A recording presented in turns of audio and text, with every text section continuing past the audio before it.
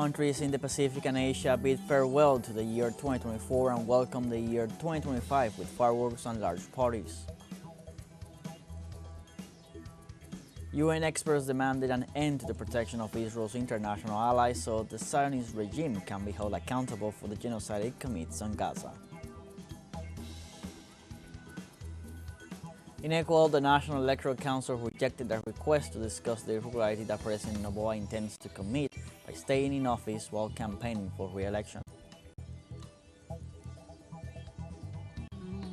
Hello, welcome from the South. I'm Luis Alberto Matos from teleSUR Studios in Havana, Cuba. We begin with the news. South Pacific countries and Asia are among the first worldwide to bid farewell to the year 2024 and welcome the year 2025. Kiribati was the first country to celebrate the arrival of the new year, 2025, with fireworks and festivities. The city of Auckland in New Zealand joined this worldwide celebration with thousands of people on the traditional countdown and colorful fireworks launched from the country's tallest structure, Sky Tower. Likewise, other regions such as Samoa, Tonga, Chatham Islands, Fiji, and Australia celebrated with their families the traditional arrival of the new year.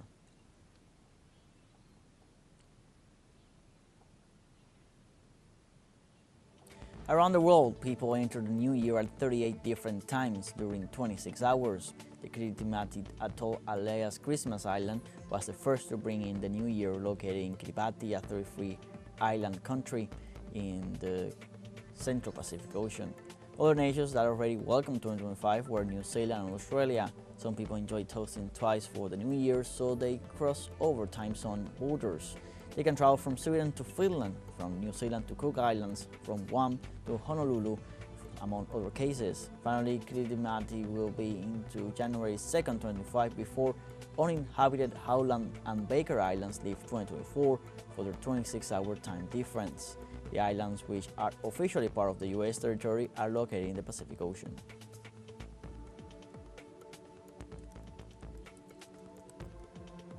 The Indian Space Research Organization described Tuesday as a success the liftoff of the SpaceX mission, the two-satellite docking experiment that will advance future manned spaceflight. Some goals of the SpaceX missions are to enhance and demonstrate the technology required for rendezvous, which involves docking and undocking of small spacecraft in a low circular orbit around the Earth. The project counts on a novel processor that facilitates determining accurately the relative position and velocity of small spacecraft. Moreover, the mission served as a test for the small satellite launch vehicles that India started producing for commercial purposes. Furthermore, it will be paramount for future lunar expeditions and the Bharatiya Antarctic Station.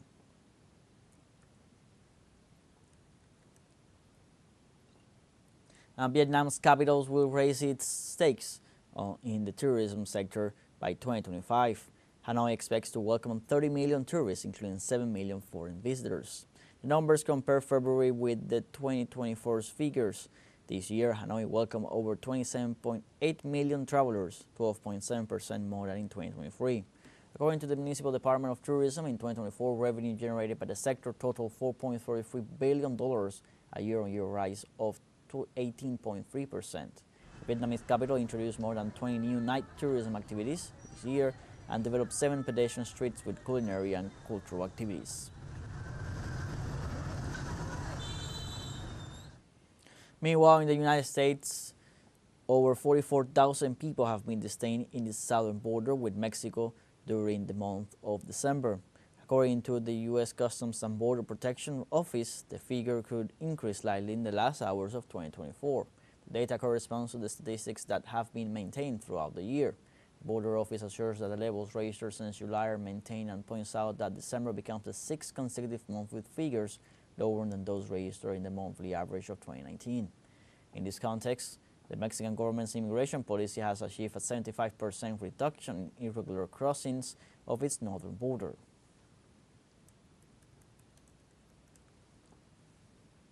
And in the United States, California farmers are increasingly alarmed by President-elect Donald Trump's deportation plans, which threaten to disrupt the agricultural workforce. In the Central Valley, where nearly half of farm workers are undocumented, many farmers rely on this labor for essential tasks like hand-picking crops, while some dairy farmers remain skeptical about the likelihood of mass deportations. Fruit and nut growers feared that such actions could lead to significant labor shortages, resulting in wasted harvests and rising food prices.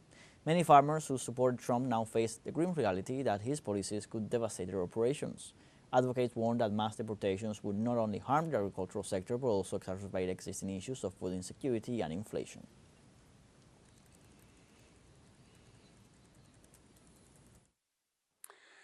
We don't know what mass deportation is going to mean, okay? We don't know when it's going to start. He says it's going to be in day one. I don't know where he's going to start, because if there are millions of people here, he obviously can't cover the whole country at one time. I don't know where he's going to go. Hopefully it gives us time to reach out to the administration and talk to them about immigration for our essential workers, like our farm workers, that we can't have deportations here because it would disrupt our food supply for the country. We really don't think that anybody wants that. We now have a short break coming up, but first remember you can join us on TikTok at teleSUR English, where you'll find news in different formats, news updates, and much more. We'll be right back. Stay with us.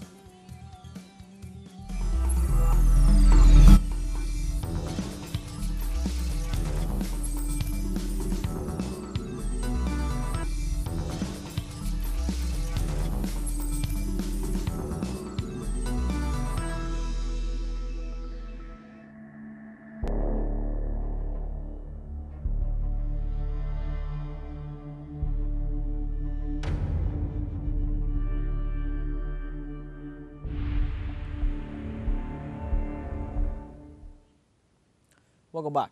Through a joint statement, more than 11 experts at the Service of the United Nations demanded an end to the protection of Israel's international allies so the Zionist regime can be held accountable for the genocide it commits on Gaza. The communique highlights the lack of responsibility of the Tel Aviv government for having openly defied international humanitarian law.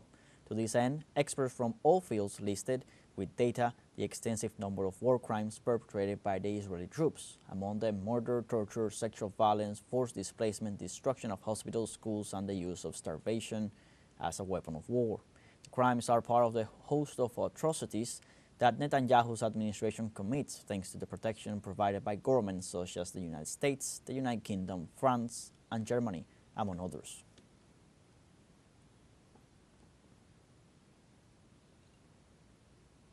And displaced Palestinians within the Gaza Strip are facing a difficult situation as heavy rains have flooded dozens of tents in Deir al-Balah downtown and in southern al-Mawasi. These rains are accompanied by thunderstorms and falling temperatures, aggravating the situation for the nearly 1.6 million Gazans illegally displaced to makeshift shelters.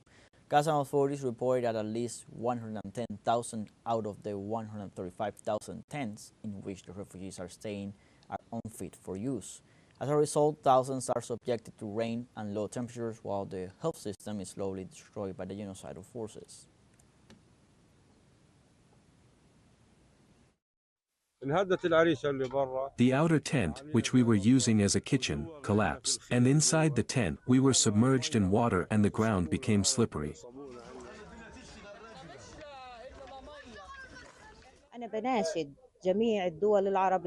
I appeal to all Arab and foreign countries to try to save us and to immediately take the initiative to stop and end the war. We, as a Palestinian people, are tired. The water has submerged us, the tents have been blown away. All night long we have been holding on to our tents to cover ourselves. Where could we possibly go?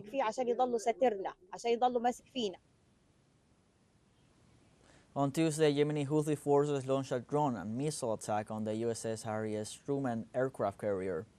Precisely, the spokesman for the Yemeni Armed Forces, Yahya Saree, informed that in a joint operation by the Navy, missile forces and Air Force had managed to hit the 9th U.S. nuclear aircraft carrier. The military spokesman also said they had foiled an attack by Washington forces on their territory and unveiled they had carried out an operation hours earlier using Palestinian Class II hypersonic missiles on Israeli territory.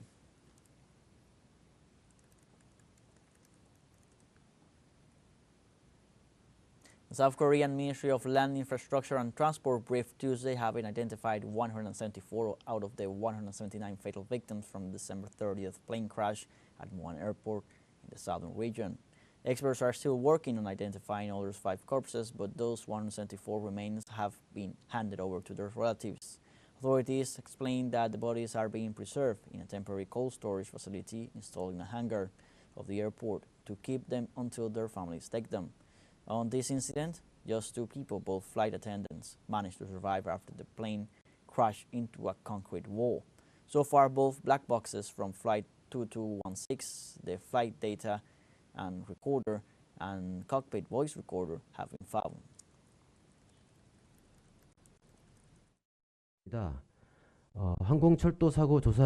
11 accident investigators from the Aviation and Railway Accident Investigation Board and 8 joint investigators from the U.S. will be dispatched to the scene and begin the accident investigation starting today. Among the 8 joint investigators from the U.S. side, 1 is from the U.S. Federal Aviation Administration, 3 are from the U.S. National Transportation Safety Board, and 4 from the aircraft manufacturer Boeing. 제작사 보잉 4명이 되겠습니다.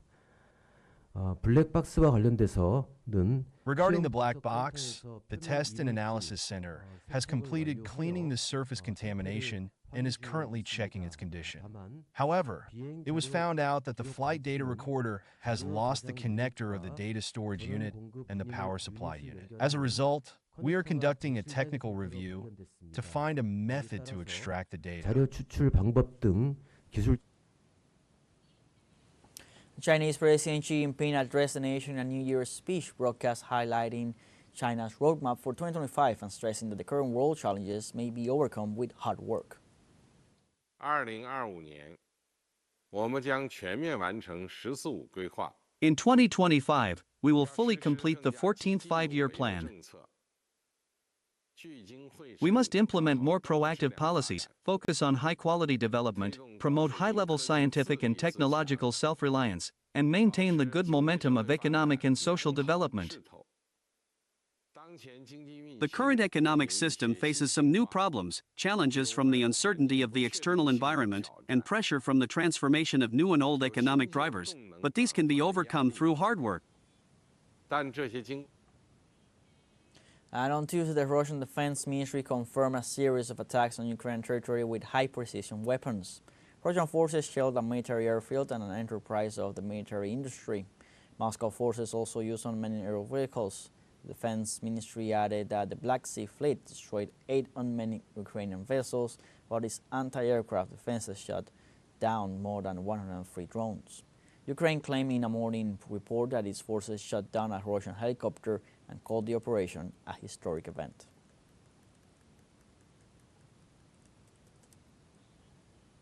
Russian President Vladimir Putin sent a New Year's congratulation message to Latin American leaders who are allies of the country.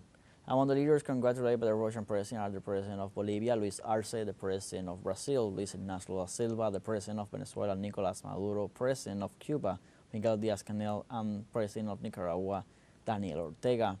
Putin also sent a telegram of congratulations to the leader of the Cuban Revolution, Raúl Castro Ruz. The Russian Federation has traditionally maintained alliance relations with these countries and has recently stepped up its efforts to deepen cooperation with the region.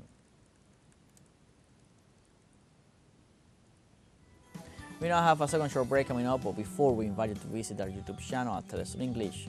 There you'll be able to rewatch our interviews, top stories, special broadcastings, and more. Hit the subscribe button and activate the notification bell to stay up to date on the world's most recent events. Final short break, don't go away.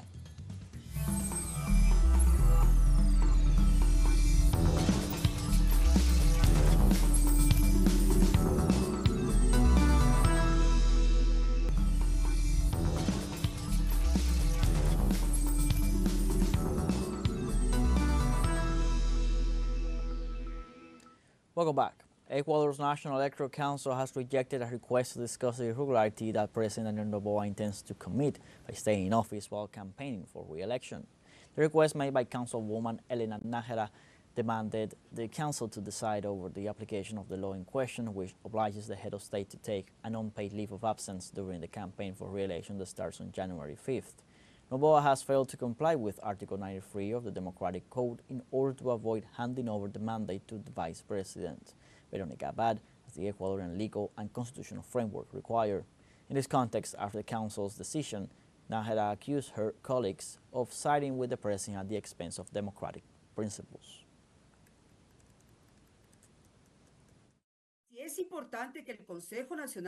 Yes, it is important that the National Electoral Council pronounces itself, by means of a resolution, so that from there the compliance, or non-compliance with the norm may be derived. Having said this, I know that you come to these sessions having previously discussed that you already know what is going to happen. I already anticipated it in an interview on the radio, that in general, the only counselor that is and acts alone is me, since all of you manage yourselves through previous discussions, even the schedules you set are already agreed upon. So because of that, the citizens tell you and are aware of who is going to manage the electoral processes. Because it cannot be that here interpretations are given based on relationships with whichever government is in power.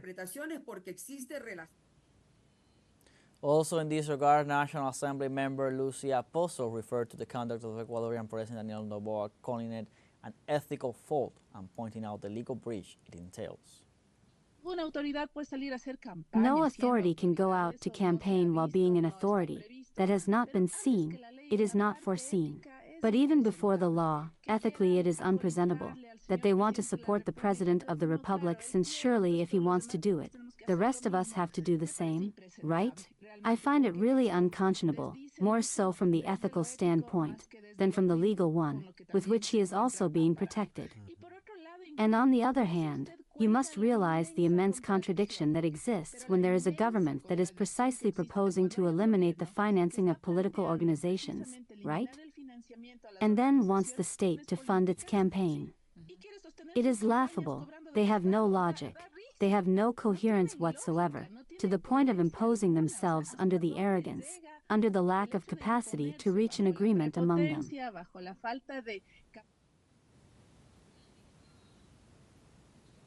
In this context, the National Electoral Council of Ecuador approved an almost $14 million fund for the electoral campaign. Resources will be distributed in an equitable manner for leading campaigns on press, radio, television, social media, among others. The electoral activity is scheduled from January 5th to February 6, 2025.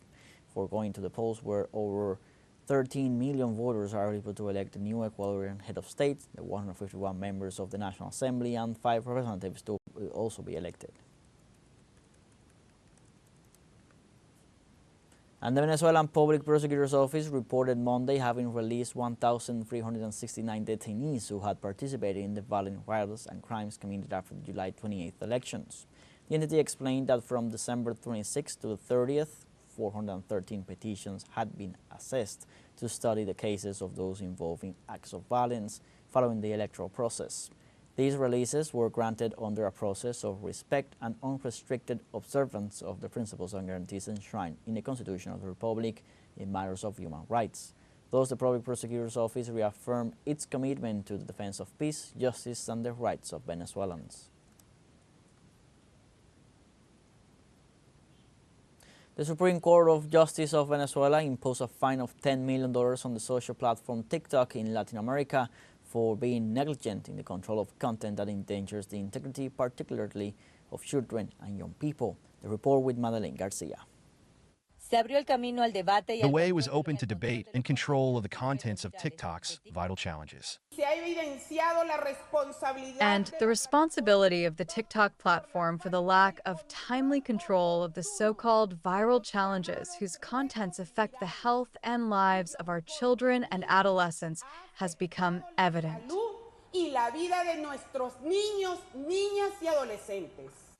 For this reason, the Constitutional Chamber of the Supreme Court of Justice announced for the first time decisions against a social network for the protection of children and adolescents, victims of manipulation and violence of the videos posted on the platform, creating a precedent with TikTok. We impose on the company a fine equivalent to $10 million for not having implemented the necessary and adequate measures.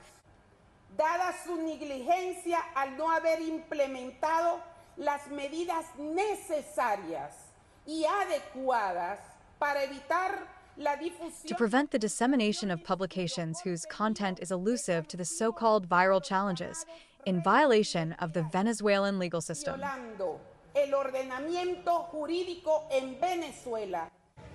During 2024, 2 boys and a girl died when they submitted to viral challenges.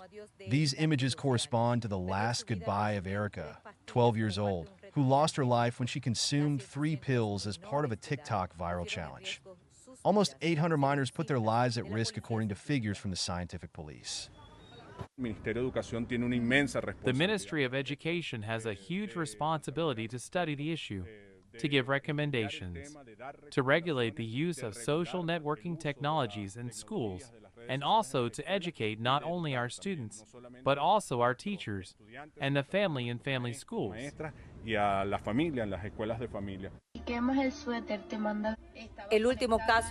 last case was that of a young woman with a special condition.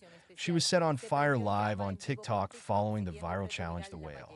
70% of her body suffered first-degree burns. I don't know what the TikTok is called, but my poor daughter couldn't defend herself. An awareness campaign about the danger of social networks compared to a whisper that kills and traps the minds of children and adolescents, inciting them to suicide, is promoted in Venezuela.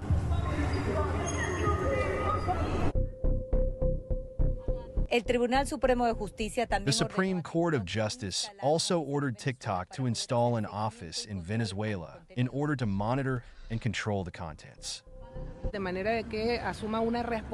All this for TikTok to assume the legal responsibility of operating publicly, also establishing a fine of $10 million, which is done in relation to the victims of the families that unfortunately are in mourning as a result of these networks.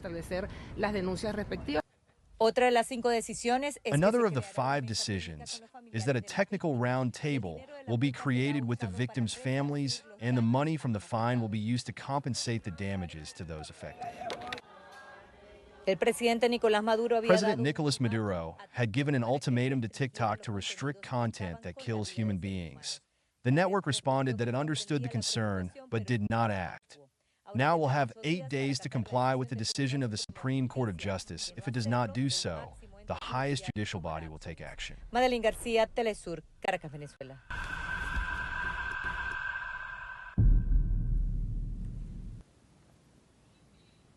Like this, we have come to the end of this news brief. You can find these and many other stories on our website at telesurenglish.net. So join us on social media, Facebook, X, Instagram, Telegram, and TikTok.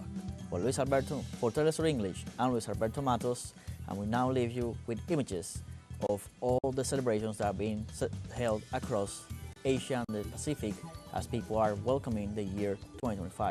Happy New Year, have a good one. 2025新年好！新年好！我们要给旁边的家人、朋友一个大大的拥抱，好不好？伴同心，绽华彩，携手奋进向未来。让我们更加紧密携手，合作共赢，高质量书写京津冀协同发展的新篇章，努力建设中国式现代化的。Let's open a new chapter of the high-quality, coordinated development of the Beijing-Tianjin-Hebei region and build the region into a demonstration zone of Chinese modernization. 精彩之城，共谱新篇，朋友们，让我谢谢你们。新年好！